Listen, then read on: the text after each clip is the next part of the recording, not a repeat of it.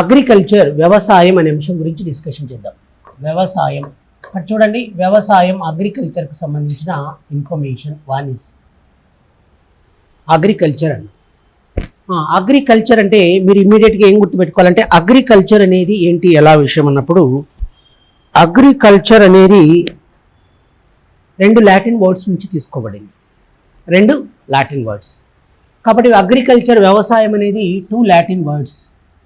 ఒకటి agri and culture. One is agri, number two is culture. Agri culture అంటే two Latin words. Agri and culture అనేది ఏ words ఇవి? Latin words, not Spanish words. Agri and culture రెండు కూడా, agri and culture రెండు కూడా ఏంటి, ఎలాంటివి? ఇవి లాటిన్ వర్డ్స్. అగ్రి అంటే ఏంటి అంటే మట్టి, సాయిల్ అని అర్థం. మట్టి, సాయిల్. అగ్రి అంటే ఏంటి? సాయిల్, మట్టి. కల్చర్ అంటే కల్టివేషన్. కల్టివేషన్ కల్టివేషన్ అంటే సాగు చేసే పద్ధతి, సాగు చేసే. కాబట్టి కల్చర్ అంటే కల్టివేషన్, సాగు చేసే పద్ధతి. ఓకేనా? మట్టి, అగ్రి, సాయిల్ అండ్ కల్టివేషన్ అంటే సాగు చేసే పద్ధతి. కాబట్టి అగ్రికల్చర్ అంటే మట్టిని సాగు చేయడం. మట్టిని సాగు చేస్తేనే వ్యవసాయం పంటలు పండుతాయి అన్నీ. ఓకేనా? కాబట్టి అగ్రికల్చర్ అనేది. ఇంకొక విషయం ఏంటంటే అగ్రికల్చర్ అనేది ఎలాంటిది సార్ అంటే it is the back bone of countries economy. దేశ ఆర్థిక వ్యవస్థకు వెన్నుముక లాంటిదిగా పరిగణిస్తాం. ఓకేనా? కాబట్టి దీన్ని ఏమంటారంటే దేశ ఆర్థిక వ్యవస్థకు వెన్నుముక లాంటిది అని పిలవడం జరుగుతుంది. దేశ ఆర్థిక వ్యవస్థకు వెన్నుముక, బ్యాక్ బోన్. కాబట్టి బ్యాక్ బోన్, వెన్నుముక లాంటిదిగా పరిగణించడం జరుగుతుంది. వన్ ఇస్ కాబట్టి back bone of the countries economy, దేశ ఆర్థిక వ్యవస్థకు వెన్నుముక లాంటిది అని దేనిని పిలుస్తారంటే ఈ యొక్క అగ్రికల్చర్ను దేశ ఆర్థిక వ్యవస్థకు వెన్నుముక, బ్యాక్ బోన్గా పరిగణించడం జరుగుతుంది. Yes, okay. ఈ యొక్క అగ్రికల్చర్ అనేది ప్రధానంగా ఎలా ఏంటి విషయం అంటే అగ్రికల్చర్ అనేది దేశ ఆర్థిక వ్యవస్థకు వెన్నుముక లాంటిది అని, back bone of countries economy అన్నది. దేశ ఆర్థిక వ్యవస్థకు మనకు ఎంత టెక్నాలజీ డెవలప్ అయినా, ఎంత ఇండస్ట్రీస్ని ఏర్పాటు చేసినా, ఏ రంగంలో మనం ప్రగతి సాధించినా అగ్రికల్చర్ లేని ఏది కాదు.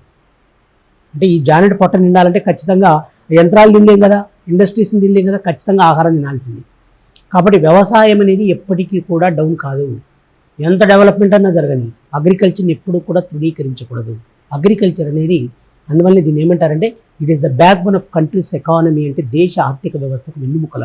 ఏ దేశ ఆర్థిక వ్యవస్థ అయినా, ఒక ఇండియా అనేది కాదు, ఒక ఇండియాను, ఒక నేపాల్, ఒక చైనాను, ఒక అమెరికాను, ఒక యునైటెడ్ కింగ్డమ్ కాదు, అక్రాస్ ద వరల్డ్ ప్రపంచంలో ఏ దేశమైనా సరే, ప్రపంచంలో ఏ దేశమైనా సరే వ్యవసాయంపై ఆధారపడి ఉండాల్సిందే. డెఫినెట్గా absolutely depending upon agriculture. Agriculture లేని ఏ దేశ ఆర్థిక వ్యవస్థ అనేది కొనసాగదు. అది మనం ఖచ్చితంగా గుర్తుపెట్టుకోవాలి. కాబట్టి దీన్ని ఏమంటారంటే back bone of the countries economy, అంటే దేశ ఆర్థిక వ్యవస్థకు వెన్నుముక లాంటిది అని పిలవడం జరుగుతుంది. ఓకే. ఈ యొక్క వ్యవసాయం అనేది పర్టికులర్గా ఎలా సార్ అంటే అనేక రకాలైన పద్ధతుల ద్వారా సాగు చేస్తున్నారు. వ్యవసాయాన్ని ఎలా చేస్తున్నారంటే అనేక రకాల various type of agriculture methods are practising in the country. దేశ ఆర్థిక వ్యవస్థకు వెన్నుముక లాంటిది అయితే మరి ఇక వ్యవసాయాన్ని వచ్చేసి అనేక రకాలైన పద్ధతుల ద్వారా, అంటే various type of agriculture methods are practising in the country. దేశవ్యాప్తంగా అనేక రకాలైన పద్ధతులు. ఏంటి సార్ అవి అంటే ఒకటి, ఫస్ట్ వన్ విస్థాపన వ్యవసాయం అంటున్నాం. విస్థాపన వ్యవసాయం అంటున్నాం. ఏం వ్యవసాయం ఇది? విస్థాపన వ్యవసాయం. ఈ విస్థాపన వ్యవసాయాన్ని ఇంగ్లీష్లో ఏమంటారంటే షిఫ్టింగ్ టైప్ ఆఫ్ అగ్రికల్చర్ అని కూడా అంటారు. ఏమంటారు దీన్ని? Shifting type of agriculture. Shifting type of agriculture అని పిలవడం జరుగుతుంది. Shifting type of agriculture. విస్థాపన వ్యవసాయం అంటే షిఫ్టింగ్ టైప్ ఆఫ్ అగ్రికల్చర్ అని అర్థం. రెండవది, సెకండ్ వన్ చూడండి, నెంబర్ 2. సెకండ్ వన్ రెండవది వచ్చేసి విస్తృత వ్యవసాయం. విస్తృత వ్యవసాయం అంటున్నాం. విస్తృత వ్యవసాయానికి సంబంధించిన విషయం చూడండి. విస్తృత వ్యవసాయం దీన్ని ఏమంటారంటే ఎక్స్టెన్సివ్ అగ్రికల్చర్ అంటారు. ఎక్స్టెన్సివ్ అగ్రికల్చర్, విస్తృత వ్యవసాయం అని పిలవడం జరుగుతుంది. ఎక్స్టెన్సివ్ అగ్రికల్చర్ అంటారు. ఓకేనా? ఎస్. దీని తర్వాత ఇంకొకటి చూడండి, థర్డ్ వన్. మూడవది వచ్చేసి ఏంటి సార్ అంటే, ఇంకా మనకు చూడండి ఇలా ఎన్నో రకాలైన అగ్రికల్చర్ మెథడ్స్ ఉన్నాయి ఇండియాలో. ఇంకొకటి మనం ఏం చెప్పొచ్చు అంటే, ఒకటి విస్థాపన, రెండవది విస్తృత వ్యవసాయం, థర్డ్ వన్ వచ్చేసి కమర్షియల్ అగ్రికల్చర్ అంటున్నాం. Commercial agriculture. కమర్షియల్ అగ్రికల్చర్ అంటే మనం తెలుగులో ఏమంటామంటే వాణిజ్య వ్యవసాయం అని పిలవడం జరుగుతుంది. కమర్షియల్ అగ్రికల్చర్ అంటే ఏంటండి? వాణిజ్య వ్యవసాయం. వాణిజ్య వ్యవసాయం అంటారు. ఓకే, చూడండి ఇలా పద్ధతులు వచ్చేసి ఇలా డిఫరెంట్ రకాలన్నమాట. వ్యవసాయాన్ని సాగు చేయడానికి అనేక రకాలైన పద్ధతులను అవలంబించడం జరుగుతుంది. ఇప్పుడు నగేష్ అయినా, అరవింద్ అయినా, ఏదైనా ముగ్గురైనా ఏ రకమైన వ్యవసాయం చేస్తారు? విస్తృత వ్యవసాయం. మీరు ఏజెన్సీ ఏరియాలో వ్యవసాయం చేస్తున్నారా? ప్లెయిన్ ఏరియాలో చేస్తున్నారు. కాబట్టి దాన్ని మనం ఏమంటామంటే విస్తృత వ్యవసాయం. కమర్షియల్ అంటే మనం పండించే పంటలను అమ్ముకోవడం డబ్బులు సంపాదించుకోవడం. ఓకేనా? తర్వాత విస్థాపన వ్యవసాయం అంటే షిఫ్టింగ్ టైప్. షిఫ్ట్ అంటే ఏంటి? నువ్వు షిఫ్ట్ అవుతున్నాం సార్ అంటారు మన వాళ్ళు. అంటే ఈ సంవత్సరం ఒక దగ్గర, ఇంకో సంవత్సరం ఇంకొక దగ్గర, అలా షిఫ్ట్ చేస్తూ వెళ్ళడం. కాబట్టి డిఫరెంట్ టైప్ ఆఫ్ షిఫ్టింగ్ అంటే ఏంటంటే, షిఫ్ట్ అవ్వడం అంటే ఇంకొక దగ్గరికి అలా వెళ్ళడం అనమాట. దాన్ని మనం షిఫ్టింగ్ టైప్ ఆఫ్ అగ్రికల్చర్ అని కూడా అంటాం. కాబట్టి విస్థాపన వ్యవసాయం, రెండవది వచ్చేసి విస్తృత వ్యవసాయం, థర్డ్ వన్ వచ్చేసి కమర్షియల్ అగ్రికల్చర్ అంటే వాణిజ్య వ్యవసాయం అని, ఇలా 3 కేటగిరీస్గా మనం చెప్తున్నాం. ఇప్పుడు చూడండి విస్థాపన వ్యవసాయం అంటే ఎలా ఉంటుందో కొన్ని మాటలు చూడండి, మీతో నేను చెప్తాను. సరే, విస్థాపన వ్యవసాయం అంటే ఏంటి సార్ అంటే, దీని యొక్క లక్షణాలు, క్యారెక్టర్స్ అండి. క్యారెక్టర్స్ అంటే లక్షణాలు.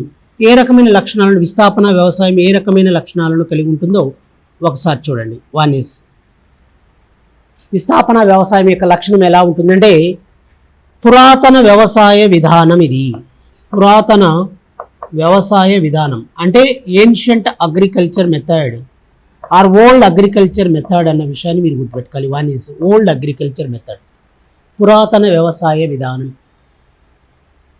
Ancient agriculture method. రెండవది ఇది ఎలా ఉంటుంది సార్ అంటే, it is depending upon monsoons, ఋతువులపై ఆధారపడిన వ్యవసాయ విధానం.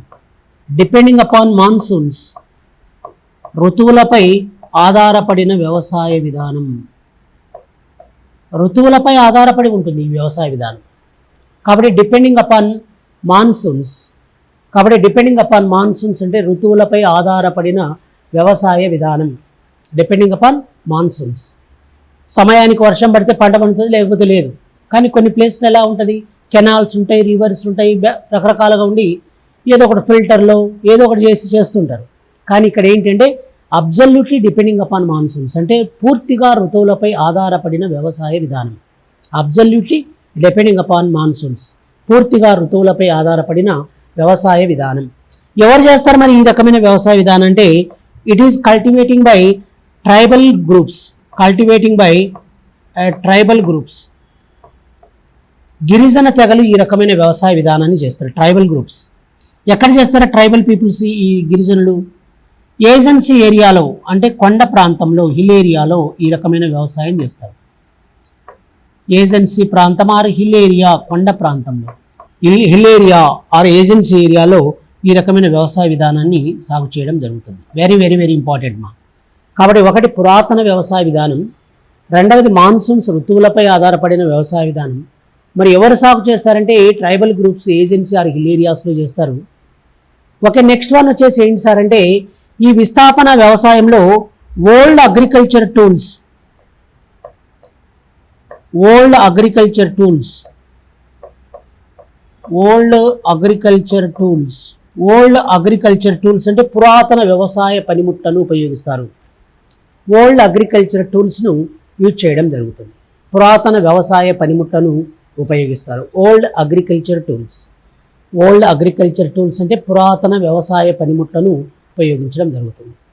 మరి ఈ వ్యవసాయానికి ఇంకా పేర్లు ఏమున్నాయి సార్ అంటే, పోడు వ్యవసాయం అంటారు ఒకటి, పోడు వ్యవసాయమని. రెండవది నరకు కాల్చు వ్యవసాయమని, నరకు కాల్చు. పోడు వ్యవసాయమని, నరకు కాల్చు వ్యవసాయమని. నెక్స్ట్ ఇంకా ఏమంటారు సార్ అంటే జూమ్ వ్యవసాయమని, జూమ్ వ్యవసాయమని, పోడు, నరకు, కాల్చు, జూమ్. తర్వాత ఇలా రకరకాలైన పేరు, పోడని, నరకు, కాల్చని, జూమ్ అని, ఇలా అనేక రకాలైన పద్ధతుల్లో వీటిని సాగు చేస్తారు. కాబట్టి విస్థాపన వ్యవసాయానికి ఇతర పేర్లు ఏమున్నాయంటే పోడు అని, నరకు, కాల్చు అని, జూమ్ అగ్రికల్చర్ అని ఇలా పేర్లు ఉన్నాయి. అందరికి కూడా ఒక చిన్న విషయం, అందరికీ ఇంపార్టెంట్ నోట్ ఏంటి అంటే, పోడు వ్యవసాయం అనేది ఎక్కడ ఎక్కువగా చేస్తారంటే ఆంధ్రప్రదేశ్, తెలంగాణ రాష్ట్రాలు ఎక్కువ చేస్తారు. ఆంధ్రప్రదేశ్, తెలంగాణ రాష్ట్రంలోని ఏజెన్సీ ఏరియాలో, ఏపీ, ఆంధ్రప్రదేశ్ అండ్ తెలంగాణ రాష్ట్రంలోని ఏజెన్సీ ప్రాంతాల్లో, ఆంధ్రప్రదేశ్ అండ్ తెలంగాణ రాష్ట్రంలోని ఏజెన్సీ ప్రాంతాల్లో గిరిజనులు సాగు చేసే వ్యవసాయ విధానం, గిరిజనులు సాగు చేసే వ్యవసాయ విధానం అంటే ట్రైబల్ గ్రూప్ చేసే వ్యవసాయ విధానాన్ని ఏమంటారంటే పోడు అంటారు. కాబట్టి తెలంగాణ రాష్ట్రంలోను, ఆంధ్రప్రదేశ్ రాష్ట్రం మీకు అందరికీ తెలుసు, ఇప్పుడు ములుగు కానీ, భద్రాద్రి కొత్తగూడెం కానీ, తర్వాత ఆదిలాబాద్ కానీ, ఇలా మనకు రకరకాలు ఉన్నాయి కదా. ఈ ప్రాంతాల్లో కొంతమంది ట్రైబల్ పీపుల్స్ చేసే వ్యవసాయ విధానం ఏమంటారంటే పోడు వ్యవసాయం. వీళ్ళు ఏం చేస్తారంటే చెట్లను కొట్టేస్తారు, అంటే to felling the trees, to felling the plantation. Next one burn చేస్తారు, అంటే కాల్చి వేస్తారు. అందువల్ల మీకు అక్కడ ఏం చెప్పారంటే నరకు, కాల్చు అన్న. నరకడం అంటే ఏంటి? ఫెల్లింగ్ చేయడం, నరికేయడం, తీసేసేయడం. To cut the plantation. కాబట్టి చెట్లను నరకటం, తర్వాత వాటిని ఏం చేస్తారంటే ఎండిన తర్వాత బర్న్ చేస్తారు, కాల్చేస్తారు. కాల్చిన తర్వాత ఏం చేస్తారు, ఆ బూడిదంతా మొత్తం భూమిలో దున్నేసి 1-2 పంటలు పండిస్తారు. ఆ నుంచి ఇంకొక దగ్గరికి వెళ్ళిపోతారు. ఒక దగ్గర ఉండరు, ఇల్లు ఒక దగ్గర ఉండారు, డిఫరెంట్ ప్లేసెస్కి వెళ్ళిపోతుంటారు. ఒక దగ్గర పర్మనెంట్గా. ఇప్పుడు మనం ఉన్నాం, ఏడ వ్యవసాయం చేసినా ఆడే చేస్తుంటాం. ఆ భూమి మనదే, మనం అమ్ముకోవచ్చు, లేకపోతే అమ్ముకుంటే తప్ప మంది కాకుండా పోతుంది. అదర్వైజ్ మరి మంది చిరకాలంగా అది లెగసీ అనేది అలానే కొనసాగుతుంది. మీ ఫాదర్ నుంచి, మీ తాత నుంచి మీ నాయనకు, మీ నాయన నుంచి మీకు, మీ నుంచి మీ పిల్లలకి, అలా మీరు లెగసీ అనేది అలానే కొనసాగుతూ పోతుంది. పరంపర అన్నమాట, అది వారసత్వం అన్నమాట, హెరిటేజ్. కానీ వీళ్ళు అలా కాదు, వీళ్ళు ఒకరోజు చేస్తారు, ఒక సంవత్సరం తర్వాత వీళ్ళకి నచ్చకపోయింది అనుకో, ఈ నుంచి కాల్ చేసి ఇంకో దగ్గరికి పోతారు. పోయిన తర్వాత అక్కడ ఏం చేస్తారు, చెట్లు ఉంటాయి, అడవి, చెట్లను కొట్టేస్తారు, to felling the plantation. Next one burn చేస్తారు, కాల్ చేస్తారు. Very comfortable for agriculture land, అంటే వ్యవసాయ భూమిగా అనుకూలంగా చేసుకొని 2-3 పంటలు పండిస్తారు, మళ్ళీ షిఫ్ట్ అవుతారు. అంటే అందువల్ల దీన్ని ఏమంటున్నారంటే షిఫ్టింగ్ టైప్ ఆఫ్ అగ్రికల్చర్, విస్థాపన వ్యవసాయం అని అందుకనే పిలిచారు. దీన్ని ఇంకొక పేరు ఏమంటారంటే సంచార వ్యవసాయం అని కూడా అంటుంటారండి. సంచార వ్యవసాయం అని కూడా అంటారు దీన్ని, సంచార వ్యవసాయం. ఇక్కడ పోడు అన్నం చూడండి మా, ఈ ఆంధ్రప్రదేశ్ రాష్ట్రంలో గిరిజనులు సాగు చేసే వ్యవసాయ విధానాన్ని పోడు అంటున్నాం, ఓకేనా. మరి ఈ యొక్క పోడుకు సంబంధించి ఎవరు చేస్తారు సార్, ఈ ట్రైబల్ పీపుల్స్ ఎవరు చేస్తారు సార్ ఈ వ్యవసాయం అంటే Koya, Gottikoya, next one Savara, Kolam and Konda Reddi tribal groups. కాబట్టి ఎవరెవరు చేస్తున్నారు సార్ అంటే Koya, Gottikoya, Savara, Kolam and Konda Reddi tribal groups. ఇది మీరు ఖచ్చితంగా గుర్తుపెట్టుకోవాలి, వెరీ ఇంపార్టెంట్. తెలంగాణ, ఆంధ్రప్రదేశ్ రాష్ట్రంలో ట్రైబల్ గ్రూప్ చేసే వ్యవసాయ విధానాన్ని ఏమంటారు, పోడు వ్యవసాయం. పోడు వ్యవసాయాన్ని మనం డిఫరెంట్ నేమ్స్తో పిలుస్తున్నాం. విస్థాపన వ్యవసాయం అంటారు, పోడు వ్యవసాయం అంటారు, నరకు కాల్చు వ్యవసాయం అంటారు, సంచార వ్యవసాయం అని ఇలా ఇన్ని పేర్లతో పిలుస్తున్నాం. కాబట్టి గిరిజనులు ఇక్కడ చేసే వ్యవసాయ విధానం ఏంటి, Koya, Gottikoya, Savara, Kolam and Konda Reddi tribal groups. Koya, Gottikoya, Savara, Konda Reddi and Kolam peoples వీళ్ళు ఎక్కువగా చేస్తారు. ఇక్కడ మీరు ఏంటి అంటే కోయా ట్రైబల్ గ్రూప్స్ ఎక్కడ చేస్తారు సార్ ఈ వ్యవసాయ విధానం అంటే, వన్ ఈజ్ బైసన్ కొండలు అని గుర్తుపెట్టుకెళ్ళి, బైసన్ కొండల్లో ఈ రకమైన వ్యవసాయ విధానాన్ని ఎక్కువగా సాగు చేయడం జరుగుతుంది. బైసన్ హిల్స్ ఎక్కడ సార్ ఇది, బైసన్ కొండల్లో ఈ రకమైన వ్యవసాయ విధానాన్ని ఎక్కువగా సాగు చేస్తారు. బైసన్ హిల్స్లో ఈ వ్యవసాయ విధానాన్ని ఎక్కువగా సాగు చేస్తారు అన్నమాట, బైసన్ హిల్స్, ఓకేనా. నెక్స్ట్ వన్ గొత్తికోయ, సవర అన్నం. సార్ కోయ అంటే ఏంటి సార్ అర్థం అని క్వశ్చన్ అడిగితే నగేష్ ఏమంటున్నాడంటే కోయ అంటే ఏంటి నగేష్, కోయ, అరవింద్, కోయ అడవి ప్రాంతంలో నివసించే వాళ్ళు, మీరేమంటారు, అది ఒక క్యాస్ట్, కులం అంటారు. కాబట్టి దానికి కరెక్ట్ అర్థం ఏంటి సార్ అంటే కొండ మీద నివసించే ఒక మంచి మనిషి అని అర్థం sir. A good person living on the hill అని అర్థం. A good person living on the hill, a good person living on the hill, కొండ మీద నివసించే ఒక మంచి మనిషి అని అర్థం. A good person living on the hill అంటారు. A good person living on the hill, కొండ మీద నివసించే ఒక మంచి మనిషే కోయ అంటే. క్యాస్టా, ట్రైబల్ గ్రూపా, ఏమీ కాదు సార్. కాబట్టి కరెక్ట్ మీనింగ్ ఏంటంటే ఏ good person living on the hill అని అర్థం. కొండ మీద నివసించే ఒక మంచి మనిషిని ఏమంటారంటే కోయ అంటారు. A good person living on the hill, కొండ మీద నివసించే ఒక మంచి మనిషి అని అర్థం. A good person living on the hill. ఓకేనా, clear? A good person living on the hill, కొండ మీద నివసించే ఒక మంచి మనిషి అని అర్థం. కాబట్టి కోయ అని ఎప్పుడన్నా అడిగితే మీరేం చెప్తారు? ఇది ఒక క్యాస్ట్, కొండ మీద నివసించే వాళ్ళు. ఇలా మీరేం చెప్పాలంటే దీనికి కరెక్ట్ మీనింగ్ ఏంటంటే ఏ good person living on the hill, కొండ మీద నివసించే ఒక మంచి మనిషి అని అర్థం.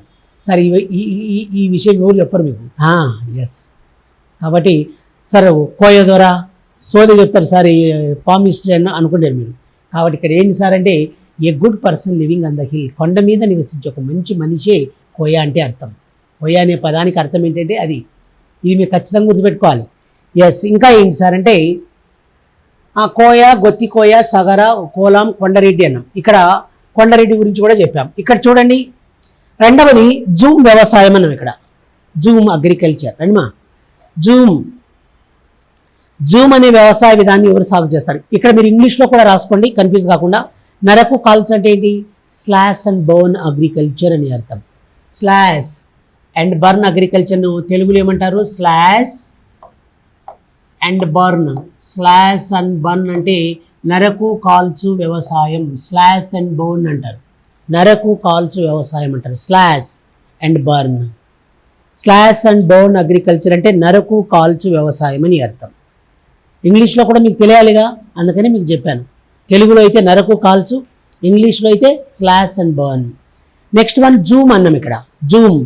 ఈ జూమ్ అగ్రికల్చర్ని ఎక్కడ సాగు చేస్తారు సార్ ట్రైబల్ పీపుల్స్ అంటే the Zoom agriculture cultivating by farming by tribal groups.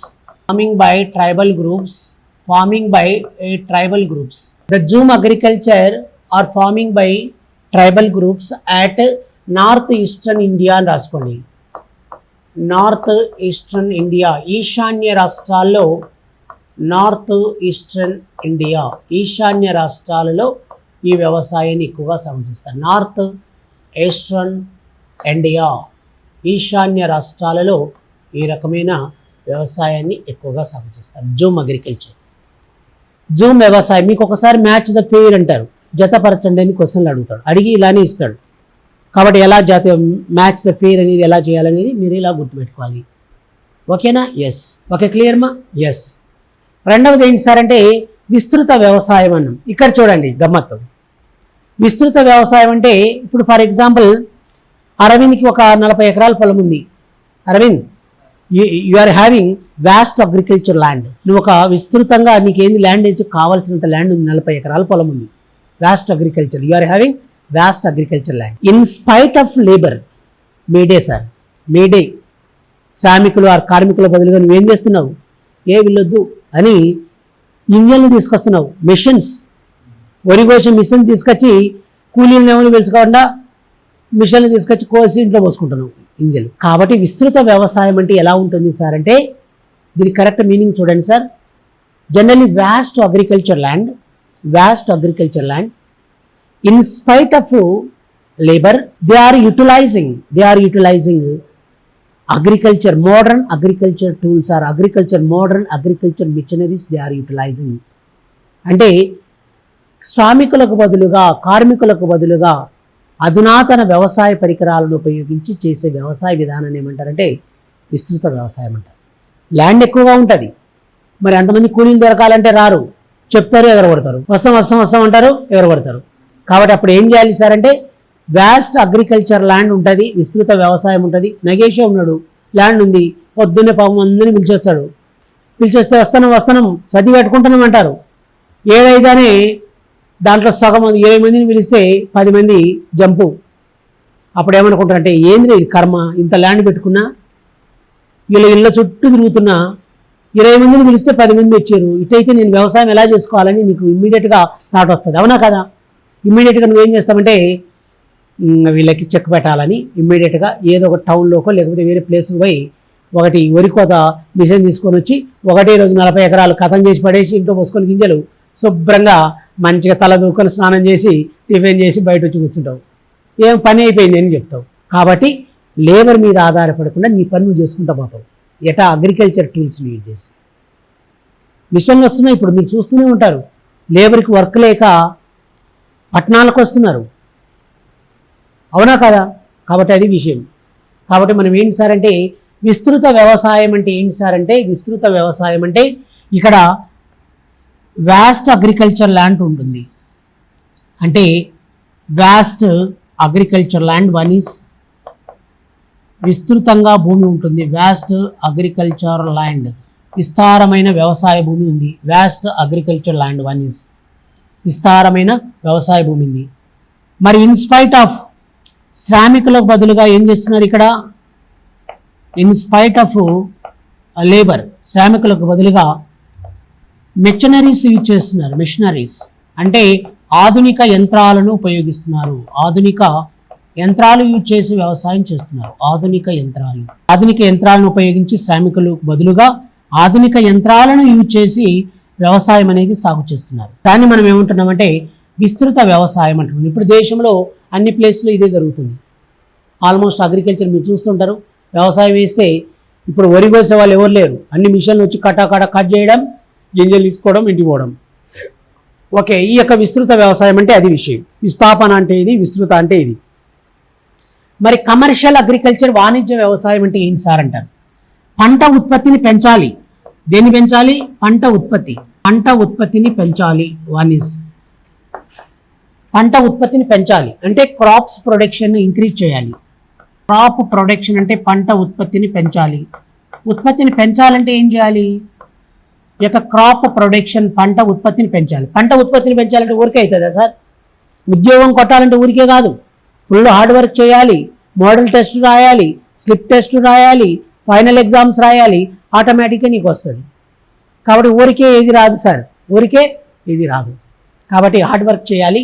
కాబట్టి పంట ఉత్పత్తిని పెంచాలి అంటే క్రాప్ ప్రొడక్షన్ పెంచాలంటే to increase the crops production పంట ఉత్పత్తిని పెంచడానికి ఏం చేయాలి? కాబట్టి పంట ఉత్పత్తిని పెంచడానికి ఏం చేస్తున్నారు సార్? ఏదో ఒకటి చేయాలి. ఏం చేయాలి అంటే వన్ ఈజ్ హై ఈల్డింగ్ వెరైటీస్ని యూజ్ చేస్తున్నారు. హై ఈల్డింగ్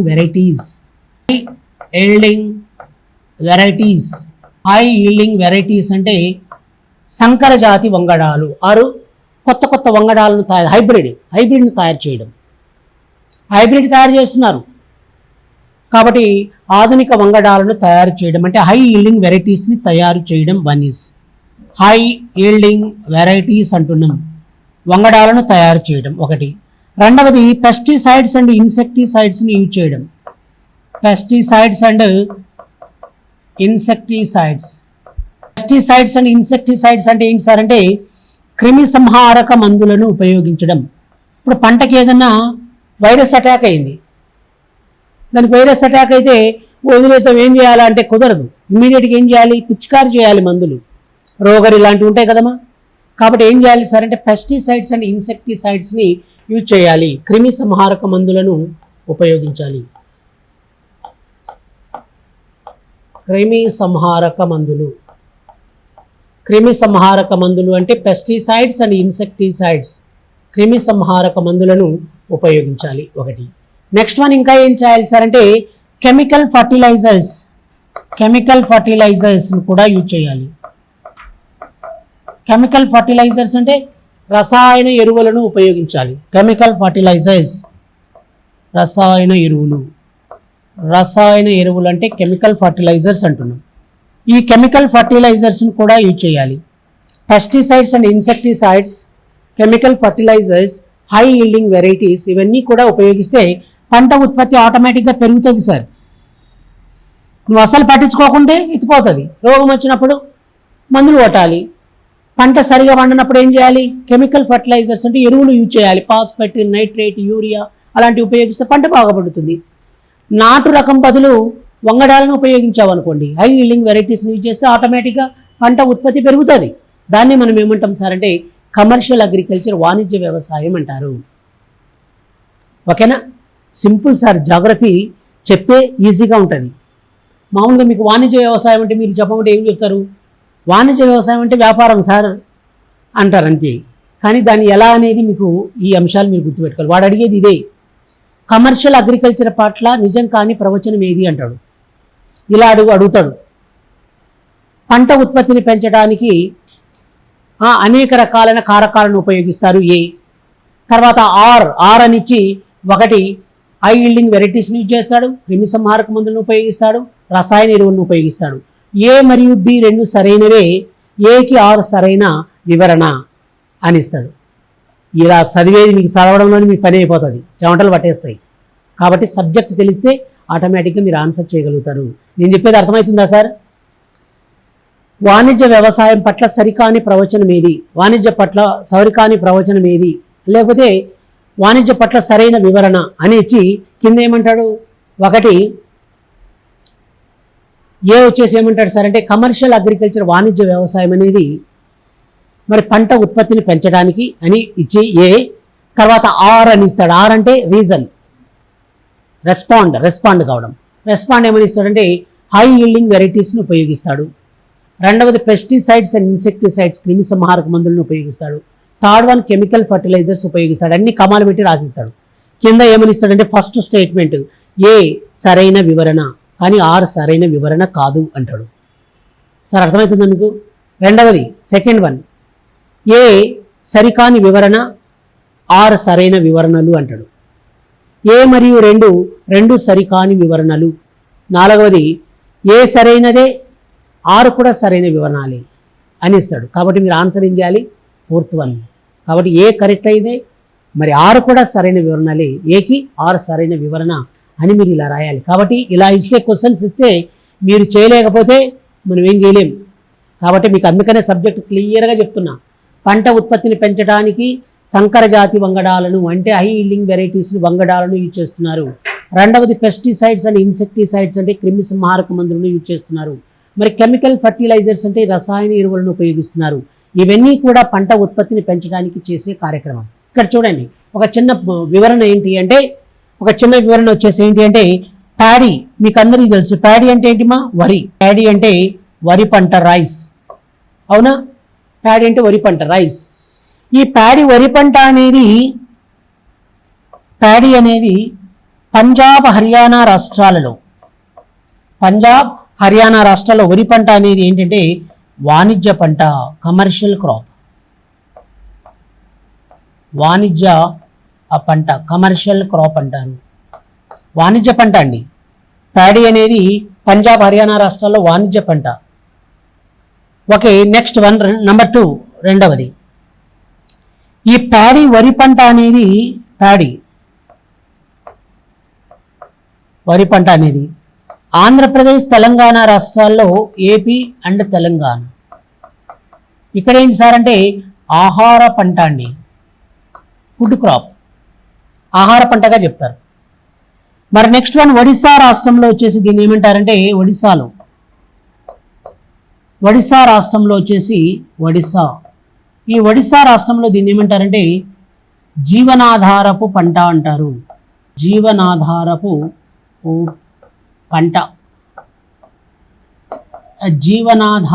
పంట అంటారు. దీన్ని ఏమంటారంటే సబ్సిస్టెన్స్ క్రాప్ అంటారు ఇంగ్లీష్లో.